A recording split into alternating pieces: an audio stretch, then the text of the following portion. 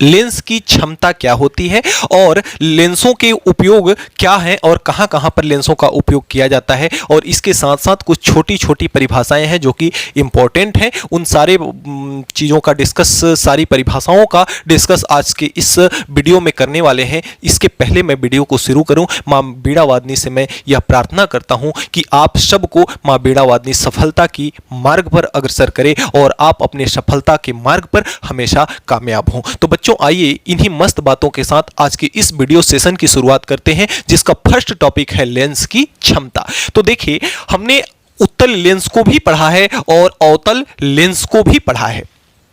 अवतल लेंस को भी पढ़ा है और उत्तल लेंस को भी पढ़ा है। अवतल लेंस वह होता है जो कि अंदर की तरफ वक्रित हो, जिसके दोनों सतह अंदर की तरफ वक्रित हो। कौन लेंस कहलाता है? आपका अवतल लेंस कहलाता है। और जिसके बाहरी भाग वक्रित हो, जिसके दोनों भाग बाहर की तरफ वक्रित हो, वह कौन सा लेंस कहलाता है? वह आपका कहलाता है उत्तल लेंस। इन दोनों लेंसों की प्रकृति से आप भली भांति अवगत हैं कि इस लेंस में जो भी प्रकाश की किरण आती है, जो भी प्रकाश की किरण आती है, वह उन प्रकाश की किरणों को क्या करता है? किसी एक बिंदु से क्या कर देता है? किसी एक बिंदु पर अभिसरित करता है। किसी एक बिंदु पर क्या करता है? अभिसरित करता है। और आपने अवतल दर्पण के बारे में, अवतल लेंस के बारे में आपने देखा कि क्या अवतल लेंस क्या करता है? यह अपनी तरफ आने वाली किरणों को यह क्या करता है? अपनी तरफ आने वाली किरणों को क्या करता है? अपसरित करता है, जिसके कारण इसे हम क्या कहते हैं? अभिसारी लेंस कहते हैं। अब देखिए, जो उत्तल लेंस है, उत्तल लेंस अपनी अंदर आने वाली प्रकाश की किरणों को जो अभिसरित करता है, और अवतल लेंस जो अपने अंदर आने वाली किरणों को अपसरित करता है। तो यही अभिसरित या अपसरित करने की जो क्षमता होती है, करने की जो पावर होती है, वही क्या कहलाती है? पावर ऑफ लेंस कहलाती है, लेंस की क्षमता कहलाती है। तो किसी भी लेंस द्वारा किरणों को अभिसरित करना या किरणों को अपसरित करना, यह क्या कर रहा है? अपसरित कर रहा है। तो किसी भी लेंस के द्वारा किरणों को अभिसरित करना या किरणों को अपसरित करने की जो क्षमता होती है, वह क्या कहलाती है? पावर ऑफ लेंस कहलाती है, लेंस की क्षमता कहलाती है। अब यह जो क्षमता होती है ना, किस पर निर्भर करती है? तो पहली बात आप नोट कर कीजिएगा कि यह जो क्षमता होती है, किरणों को अभिसरित करने का और किरणों को अपसरित करने की जो क्षमता होती है, वह किस पर निर्भर करती है? वह निर्भर करती है किस पर? वह निर्भर करती है किस पर? फोकस दूरी पर। वह किस पर निर्भर करती है? फोकस दूरी पर निर्भर करती है। हमने क्या बताया? पहली चीज हमने परिभाषा आपको यह बताया कि उत्तल लेंस के द्वारा या अवतल लेंस के द्वारा प्रकाश की किरणों को अभिसरित करना या अपसरित करने की जो क्षमता होती है, करने की जो पावर होती है, वही क्या कहलाती है? पावर ऑफ लेंस कहलाती है, लेंस की क्षमता कहलाती है। अब यह जो किरणों को अभिसरित कर रहा है और यह जो किरणों को अपसरित कर रहा है, यह किरणों को अभिसरित करना और अपसरित करना निर्भर किस पर कर रहा है? तो यह निर्भर टोटली रूप से कर रहा है किस पर? फोकस दूरी पर कर रहा है। अब यह फोकस दूरी पर निर्भर किस प्रकार से कर रहा है? देखिए, अगर आपके पास दो लेंस हैं, अगर आपके पास कितने लेंस हैं? दो लेंस हैं। एक की फोकस दूरी कितनी है? एक का मुख्य फोकस यहां है और O से लेकर के मुख्य फोकस के बीच की दूरी फोकस दूरी कहलाती है। तो इसकी फोकस दूरी मान लेते हैं कितना है? 5 सेंटीमीटर है। और एक दूसरा लेंस जो है उसका फोकस यहां है और O यहां है, और इसका जो फोकस दूरी है, इसकी जो फोकस दूरी है वह कितनी है? 10 सेंटीमीटर है। इसकी फोकस दूरी 5 सेंटीमीटर है, इसकी फोकस दूरी 10 सेंटीमीटर है। तो किस लेंस की क्षमता ज्यादा होगी? तो जिसकी फोकस दूरी होगी कम, उसकी क्षमता होगी ज्यादा, और जिसकी फोकस दूरी होगी ज्यादा, उसकी क्षमता होगी कम। ध्यान से समझिएगा, हमने क्या बताया? हमने दो चीजों में संबंध बताया। किसकी? फोकस दूरी, दो चीजों में हमने संबंध बताया, किसकी, किसमें, फोकस दूरी और किसमें बताया, लेंस की क्षमता में। फोकस दूरी और लेंस की किसमें बताया, क्षमता में। और इसमें संबंध कैसा है कि यदि फोकस दूरी आपकी हो रही है कम तो क्षमता क्या है, ज्यादा। इसकी क्षमता क्या है, ज्यादा है। और यदि फोकस दूरी हो रही है ज्यादा तो इसकी क्षमता क्या हो रही है, कम। यानी कि अगर हम फोकस दूरी, निर्भर या किस पे कर रहा है, अपसरित या अभिसरित करने का, यानी लेंस की क्षमता जो है किस पर निर्भर कर रहा है, फोकस दूरी पर। यानी कि जब हम दूरी को बढ़ाते हैं, फोकस बिंदु को जब बढ़ाते हैं तो फोकस दूरी बढ़ती है, और जब फोकस दूरी बढ़ रही है तो लेंस की क्षमता क्या हो रही है, घट रही है। और जब फोकस बिंदु को पास लाते हैं, फोकस दूरी घट रही है तो लेंस की क्षमता क्या हो रही है, बढ़ रही है। यानी कुल मिलाकर के आप ये देख रहे हैं कि यदि इसको बढ़ाया जाएगा तो यह हमेशा क्या हो रहा है, घट रहा है। यह बढ़ाया जा रहा है तो यह हमेशा क्या हो रहा है, घट रहा है। तो ये दोनों तीनों पॉइंट आप अपने नोट्स कॉपी में लिख लेंगे। और यदि हम लेंस के क्षमता के सूत्र की बात करें तो आइए हम देखते हैं सूत्र को। तो बच्चों अगर हम बात करें किसकी, अगर हम बात कर रहे हैं लेंस की क्षमता की, तो लेंस की जो क्षमता है, लेंस की क्षमता को हम प्रदर्शित किससे करते हैं, लेंस की क्षमता को हम प्रदर्शित करते हैं किससे, P से। और हमने आपको बताया कि जो लेंस की क्षमता है ना वह उल्टा होती है किसकी, फोकस दूरी की। क्योंकि फोकस दूरी को जब हम बढ़ा रहे हैं तो जो आपकी लेंस की क्षमता है वह क्या हो रही है, घट रही है। यानी कि दोनों एक दूसरे के क्या हैं, व्युत्क्रमानुपाती हैं, एक दूसरे के उल्टा हैं। और उल्टा का मतलब है कि इसको अगर हम ऊपर रख रहे हैं तो एक को हमें कहां रखना पड़ेगा, नीचे रखना पड़ेगा। तो फोकस दूरी यानी कि स्मॉल f जो है आपका वह व्युत्क्रमानुपाती होता है किसके, लेंस के। और यदि हम इस क्षमता के SI, भाई यह एक प्रकार की क्या है, क्षमता है, तो क्षमता क्या है, एक भौतिक राशि है ना। और यदि भौतिक राशि है तो इसका कोई ना कोई मात्रक भी होगा। तो अगर इसके हम SI मात्रक की बात करें तो SI मात्रक इसका जो होता है, SI मात्रक क्या होता है, इसका डायोप्टर होता है। SI मात्रक क्या होता है, डायोप्टर होता है,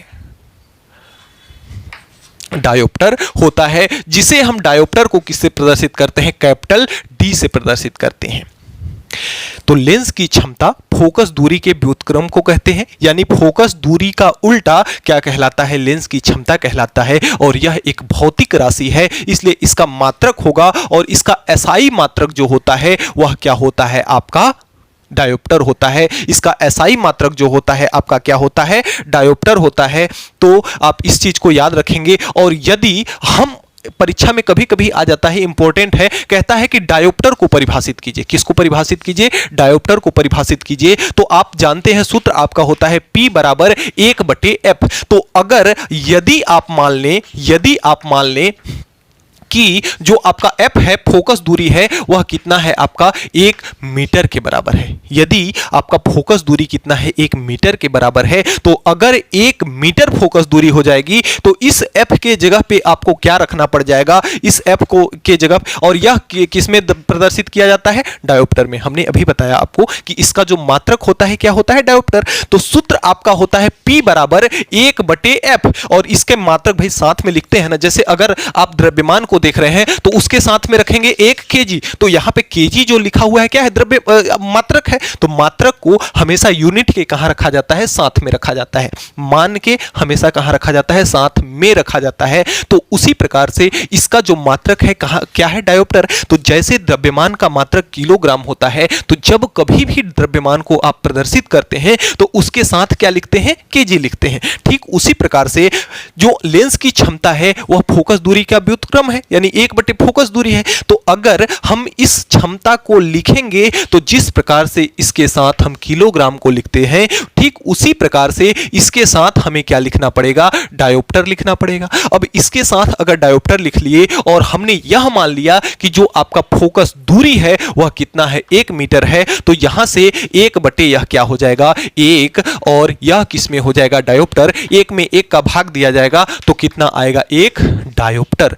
तो 1 डायोप्टर क्या है, लेंस की क्षमता है। यह क्या है, भाई ये P क्या है, लेंस की क्षमता है, P है आपका लेंस की क्षमता। तो आपका लेंस की क्षमता एक डायोप्टर के बराबर कब आ रही है? जब फोकस दूरी को हमने कितना माना है? 1 मीटर माना है। तो अगर अब हमें एक डायोप्टर को परिभाषित करना है तो एक डायोप्टर को कैसे परिभाषित करेंगे कि एक डायोप्टर वह मात्रक या वह दूरी है जो कि फोकस, किसी लेंस की फोकस दूरी कितनी होती है? 1 होती है। तो वो उस लेंस की क्षमता क्या होती है? तो अगर आपको परिभाषित करना है किसको? डायोप्टर को। तो डायोप्टर को आप परिभाषित कैसे करेंगे कि जिस लेंस की, भाई यह क्या है? एक प्रकार का लेंस की क्षमता है। यह एक प्रकार की क्या है? लेंस की क्षमता है। और कैसे लेंस की क्षमता है? जिसकी फोकस दूरी क्या है? 1 मीटर हो। तो ऐसा लेंस जिसकी फोकस दूरी 1 मीटर के बराबर होती है, उस लेंस की क्षमता क्या कहलाती है? एक डायोप्टर के बराबर होती है या एक डायोप्टर कहलाती है। तो परिभाषा कैसे बनाया जाता है, आप टेक्निक को समझिएगा। और अगर आप इस प्रकार से परिभाषाएं बनाएंगे तो हमेशा कभी आपको भूलेंगे नहीं और आप दूसरे को भी समझा सकते हैं। हमने परिभाषा कैसे बनाया? हमने देखा कि इसके नीचे जो कुछ भी है, अगर इसके मान को हम 1 मान लें तो इसका मान टोटली कितना हो जाएगा? 1 हो जाएगा। अब अगर इसके नीचे क्या है? फोकस दूरी। तो फोकस दूरी को हमने 1 मान लिया। अगर फोकस दूरी को हमने 1 मान लिया तो इसके साथ क्या आ गया हमारा? एक डायोप्टर। अब एक डायोप्टर कब आया? जब फोकस दूरी को हमने क्या माना? 1 माना। तो एक डायोप्टर उस लेंस की क्षमता को कहते हैं जिसकी फोकस दूरी कितनी है? 1 है। सिंपल सी भाषा है कि जिस एक डायोप्टर उस लेंस की क्षमता है। भाई P क्या है? लेंस की क्षमता है। तो एक डायोप्टर उस लेंस की क्षमता है जिसकी फोकस दूरी कितनी है? 1 मीटर के बराबर है। तो इस प्रकार से हम डायोप्टर को समझ सकते हैं। अब आइए एक प्यारा सा छोटा सा सवाल हम देखते हैं इस पे, फिर चलेंगे आगे आपके नेक्स्ट टॉपिक। तो अब जो हमारा सवाल है वह कुछ इस प्रकार से है कि एक उत्तल दर्पण है आपका। एक कैसा दर्पण है? उत्तल दर्पण है, सॉरी उत्तल लेंस है, दर्पण नहीं। दर्पण की तो बात ही नहीं है, हम क्या पढ़ रहे हैं यहाँ? लेंस पढ़ रहे हैं। तो एक आपका उत्तल लेंस है जिसकी क्षमता, उत्तल लेंस की क्षमता जो है आपकी कितनी है? उत्तल लेंस की क्षमता है आपका प्लस का 4 डायोप्टर है। प्लस का कितना है? 4 डायोप्टर है। तो इसकी फोकस दूरी आपको ज्ञात करनी है और हमने सूत्र पढ़ा है आपका P बराबर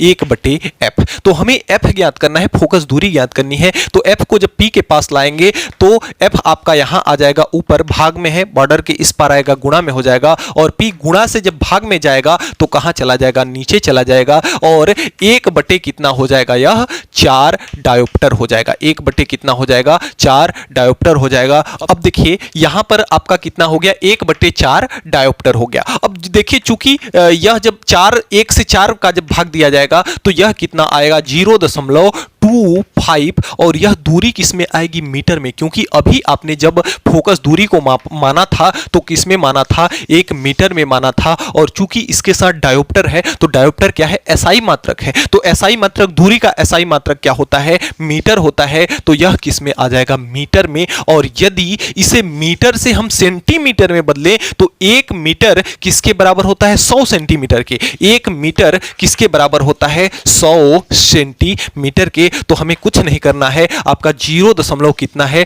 25 है, 0.25 है। तो इसके साथ रखा हुआ है मीटर। तो इस मीटर के जगह पे हम क्या लिख सकते हैं? 100 सेंटीमीटर लिख सकते हैं। तो उस मीटर के जगह पे हमने क्या रख लिया? 100 सेंटीमीटर। और मीटर इसके साथ गुणा में था तो हमने गुणा का चिन्ह लगा लिया, बस बात खत्म। और इसके 2 जीरो से इसके दोनों दशमलव क्या हो जाएंगे? हट जाएंगे। और यह कितना आ जाएगा? आपका 25 सेंटीमीटर। क्या? फोकस दूरी। यानी कि जिस लेंस की क्षमता 4 डायोप्टर है उसकी फोकस दूरी कितनी होगी? 25 सेंटीमीटर होगी। यानी कि अगर आपका यह लेंस है, इसकी क्षमता अगर 4 डायोप्टर है तो इसके प्रकाशिक केंद्र O से जो आपके फोकस बिंदु की दूरी होगी वह कितनी होगी? 25 सेंटीमीटर होगी। तो इस प्रकार से आप सवालों को हल कर सकते हैं। अब आइए देख लेते हैं कुछ महत्वपूर्ण इसके सूत्र भी हैं। आइए और उन सूत्रों को देख करके फिर आगे टॉपिक को कंटिन्यू। तो देखिए नेक्स्ट टॉपिक में गोली लेंस के F, V और U में संबंध, जहां पे आपका F क्या है?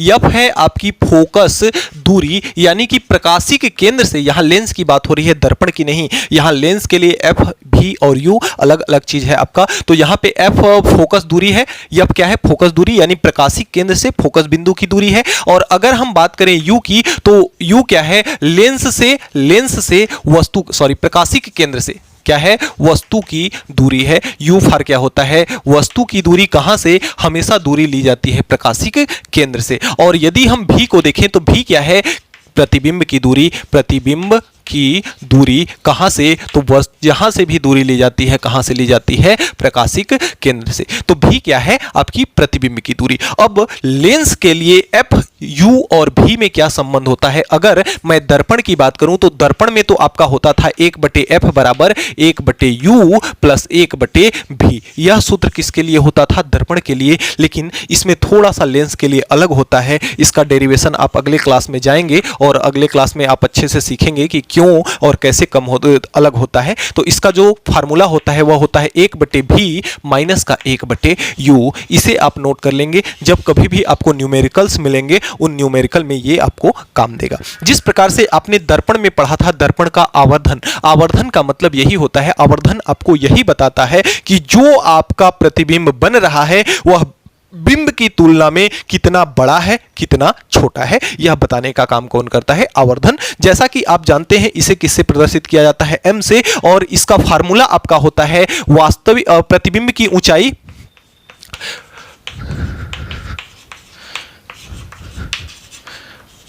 प्रतिबिंब की ऊंचाई बटे बिंब की ऊंचाई। बिंब यानी कि वस्तु, प्रतिबिंब की ऊंचाई बटा बिंब की ऊंचाई। यानी कि इसको मान लेते हैं प्रतिबिंब की ऊंचाई को h डैश और इसको मान लेते हैं h, या इसको मान लेते हैं हम I, या और इसको मान लेते हैं क्या, h। प्रतिबिंब की ऊंचाई बटे बिंब की ऊंचाई यानी वस्तु की ऊंचाई। अब देखिए इसके आवर्धन में आपका जैसे दर्पण में आपका संबंध होता था, आप दर्पण में जो संबंध होता था वह क्या होता था, वह होता था I/h। तो ये ठीक बात है, यह होता ही था। इसके साथ साथ जो इसके प्रतिबिंब और बिंब की दूरी है उससे भी आवर्धन संबंधित होता है। वह आपका क्या था, वहां पे v/u था, माइनस के v/u था। लेकिन अगर जहां लेंस की बात की जाएगी उस लेंस के लिए जो m का मान होगा वह I/h तो आपका होगा ही होगा। और उसके साथ अगर हम v और u के पद में देखा जाए तो वहां से माइनस बस हट जाएगा, प्लस का क्या हो जाएगा, v प्लस का आपका हो जाएगा u। तो इस प्रकार से आप आवर्धन को समझ सकते हैं। बाकी परिभाषित आवर्धन को कर दिया गया है डिटेल में जाकर के, जब दर्पण को मैंने पढ़ाया था। बस थोड़ा सा अंतर इसमें यही है कि यहाँ पे जो दर्पण में आपका माइनस होता था इसके साथ, वह माइनस बदल करके किस में हो जाएगा, प्लस में हो जाएगा। लेंस की जहां बात की जाएगी, और ये तो आपका वही रहेगा ही, बिंब की ऊंचाई प्रतिबिंब की ऊंचाई बटे बिंब की ऊंचाई, यानी प्रतिबिंब की ऊंचाई और वस्तु की ऊंचाई का अनुपात क्या कहलाता है, आपका आवर्धन कहलाता है। इसे हम प्रदर्शित करते हैं स्मॉल m से। अब आइए हम देख लेते हैं कि गोलीय दर्पणों का उपयोग कहां कहां पर किया जाता है। तो बच्चों, आपके समय के बचत के लिए हमने कुछ पॉइंट्स को लिख लिया है बोर्ड पर। आइए उन पॉइंट्स को आपको समझा देते हैं। सबसे पहला चीज हमारा है कि उत्तल लेंस के क्या क्या उपयोग होते हैं। तो जैसा कि आप जानते हैं कि उत्तल लेंस में हम प्रतिबिंब को वस्तु से बड़ा भी बना सकते हैं, वस्तु से छोटा भी बना सकते हैं। तो विभिन्न प्रकार के आपके प्रकाशिक उपकरण होते हैं जो कि क्या करते हैं, किसी भी वस्तु को देखने में, जैसे कोई अगर छोटी से छोटी वस्तु है तो उसको हम बड़ा करके देखते हैं। वह किस में देखते हैं, हम सूक्ष्मदर्शी में देखते हैं। कोई बहुत बड़ी वस्तु है, बहुत दूर वस्तु है, कोई दूर की वस्तु है, उसको हम अपनी आंख के पास ला करके देखते हैं तो किसकी सहायता से देखते हैं, दूरदर्शी की सहायता से देखते हैं। और जो सूक्ष्मदर्शी और दूरदर्शी हैं या अन्य भी प्रकार के जो आपके प्रकाशिक यंत्र हैं उसमें किसका उपयोग किया जाता है, उत्तल लेंस का उपयोग किया जाता है आवश्यकता अनुसार। अगर दूसरे क्रम में बात करें तो जो आपका फोटोग्राफिक कैमरा है, फोटोग्राफिक कैमरा क्या करता है, फोटोग्राफिक कैमरा करता यह है कि वह हमारे प्रतिबिंब को बनाता है, और जैसे ही प्रतिबिंब बनता है उसके पीछे में एक पर्दा लगा होता है, उस पर्दे पर आपके उस प्रतिबिंब को अस्थाई रूप से क्या करता है, छाप देता है, और वह प्रतिबिंब आपका क्या होता है, अस्थाई रूप से निकाल लिया जाता है। तीसरा आपका है दूरदृष्टि दोष। देखिए जो मनुष्य का नेत्र है ना, नेत्र के अंदर भी क्या लगा हुआ है, आपका लेंस लगा हुआ है। कोई वस्तु जो आप देख पा रहे हैं अपनी आंखों के सामने, आप मुझे देख पा रहे हैं या या मोबाइल में कुछ देख रहे हैं या अपने आसपास की जो भी वस्तु अपनी आंखों की सहायता से देख रहे हैं, तो आंख में भी क्या है, एक प्रकार का लेंस लगा हुआ है और वह लेंस आपके आंख के पीछे क्या बनाता है, प्रतिबिंब बनाता है, जिसकी सहायता से हम देख सकते हैं। तो यदि किसी को दिखाई देने में समस्या होने लगती है, यानी उसके आंख का जो लेंस होता है वह क्या हो जाता है, थोड़ा सा हो जाता है डिस्टर्ब, और जब आंख का लेंस डिस्टर्ब हो जाता है तो उसको बाहर लेंस लगाते हैं, उसके आंख के बाहर एक लेंस लगा दिया जाता है जो कि उसके आंख की फोकस दूरी को मैनेज करके रखता है। तो जब दूर दृष्टि दोष हो जाती है, दूर दृष्टि दोष क्या होता है, दूर दृष्टि दोष ऐसा दोष है जिसमें हमें नजदीक की वस्तुएं, दूर की वस्तुएं तो दिखाई देती हैं लेकिन नजदीक रखी वस्तुएं दिखाई स्पष्ट नहीं देती, उसे हम कहते हैं दूर दृष्टि दोष। तो जब हमारी आंखों में ऐसी प्रॉब्लम आ जाती है कि दूर की वस्तुएं दिखाई स्पष्ट दें और नजदीक की वस्तुएं स्पष्ट रूप से दिखाई न दें, तो ऐसे दोष को कहते हैं दूर दृष्टि दोष। और जब किसी व्यक्ति को दूर दृष्टि दोष हो जाता है तो किस लेंस का उपयोग करते हैं, उपयोग करते हैं उत्तल लेंस का। अब अगला देखिए, यह क्या करता है, प्रतिबिंब को बड़ा करके भी दिखाता है। तो प्रतिबिंब को जब बड़ा करके दिखाता है तो कहीं कहीं पे ऐसा होता है कि जैसे घड़ी में क्या होते हैं, छोटे छोटे पुर्जे होते हैं, या किसी भी मशीनरी में जो छोटे छोटे पुर्जे होते हैं उनको हम किसकी सहायता से देखते हैं, उत्तल लेंस की सहायता से देखते हैं। तो उत्तल लेंस का उपयोग घड़ी आदि के छोटे छोटे पुर्जों को देखने में भी किया जाता है। और हस्तरेखा विशेषज्ञों के द्वारा, देखिए कुछ विशेषज्ञ ऐसे होते हैं जो आपकी हाथ की रेखाओं को क्या करते हैं, पढ़ते हैं और उससे आपके भविष्य को बताते हैं। तो हाथ की रेखाएं अगर आप देखें तो कितनी छोटी छोटी, एकदम कहीं तो एकदम पतली पतली भी हैं, तो उनको नग्न आंखों से देखना क्या होता है, असंभव सा होता है, जिसको देखने के लिए हम किसका प्रयोग कर लेते हैं, उत्तल लेंस का प्रयोग कर लेते हैं। उत्तल लेंस प्रतिबिंब को आवर्धित कर देता है, उसको बड़ा बना करके दिखाता है। तो इस प्रकार से हम उत्तल लेंस के प्रयोग को समझ सकते हैं। अवतल लेंस के प्रयोग को अगर देखें, उपयोग को अगर देखें, तो अवतल लेंस का जो उपयोग है, गैलीलियो ने एक दूरदर्शी बनाया था, यानी दूर की वस्तुओं को देखने के लिए बनाया था। उसमें किसका उपयोग किया था, अवतल लेंस का उपयोग किया था, तो गैलीलियो के दूरदर्शी में। और दूसरी चीज कि निकट दृष्टि दोष, निकट दृष्टि दोष क्या होता है कि हमें नजदीक यानी कि पास की तो वस्तुएं दिखाई देती हैं किंतु दूर स्थित वस्तु नहीं दिखाई देती। और जब हमारी आंख में ऐसी समस्या हो जाती है कि पास रखी वस्तुएं ना दिखाई दें, स्पष्ट ना दिखाई दें, और दूर की वस्तुएं क्या हो, स्पष्ट रूप से दिखाई दें, तो ऐसे दृष्टि दोष को हम कहते हैं निकट दृष्टि दोष। और उसके निवारण हेतु हम अपने आंख के बाहर यानी कि चश्मे में अवतल लेंस का प्रयोग करते हैं, जिससे हमें नजदीक की वस्तुएं क्या होने लगती हैं, दिखाई देने लगती हैं। तो बच्चों, इस प्रकार से उत्तल लेंस और अवतल लेंस का उपयोग था। अब इसके अनुप्रयोग से संबंधित एक टॉपिक और बच जा रहा है, जिसका वीडियो नेक्स्ट लेक्चर में आपकी आएगी, जिसमें हम फोटोग्राफिक कैमरा के बारे में पढ़ेंगे, सूक्ष्मदर्शी के बारे में पढ़ेंगे और दूरदर्शी के बारे में पढ़ेंगे। वीडियो इंटरेस्टिंग होगा, मज़ेदार होगा, तो उसको सेशन को देखना ना भूलें। वह इस चैप्टर का अंतिम वीडियो होगा।